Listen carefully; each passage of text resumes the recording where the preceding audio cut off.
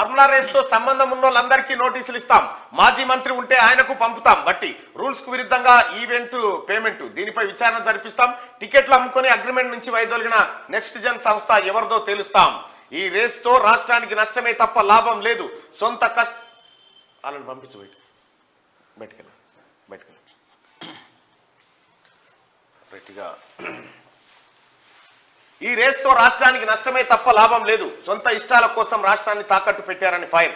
Formula ఈ race అక్రమాలతో సంబంధం ఉన్న వాళ్ళందరికీ నోటీసులు ఇస్తామని, ఇందులో మాజీ మంత్రి ప్రమేయం ఉంటే ఆయనకు నోటీసులు పంపిస్తామని డిప్యూటీ సీఎం బట్టి విక్రమార్క తెలిపారు. ఈ ఈవెంట్ కు సంబంధించిన పేమెంట్ బిజినెస్ రూల్స్ కు విరుద్ధంగా జరిగిందని, దీనిపై న్యాయ విచారణ జరిపించి కఠిన చర్యలు తీసుకుంటామని చెప్పారు. ఫిబ్రవరిలో నిర్వహించాలనుకున్న ఈ ఈవెంట్ కోసం గతంలో ఉన్న ట్రైపార్టీ అగ్రిమెంట్ ను కాదని, ఎన్నికల కోడ్ ఉన్న టైంలో బైపార్టీ అగ్రిమెంట్ ఎలా చేశారని కేటీ రామారావు అనేటోని బినామీ సంస్థలు ఎంటర్ అయిపోయి ఈ రేసింగ్ దందా పెట్టినాయి. కార్లు రేస్ అట చెప్తున్నా హైదరాబాద్ లో రేసింగ్ జరిగితే ఎంత అద్భుతం. ఎవడెవడు అంటారు రారా నీ అమ్మ దొంగనా కొడుకులారా. వీడు అరవింద్ కుమార్ అంటోడు, కేటీ రామారావు అంటోడు మొత్తం ఈ రేసింగ్ లో పెట్టి దందా పెట్టి దొంగ కంపెనీలు పెట్టి పైసలు ఎత్తుకొని పోయారు. అడ్వాన్స్ 55 కోట్లు ఎత్తుకొని పోయాడు వాడు.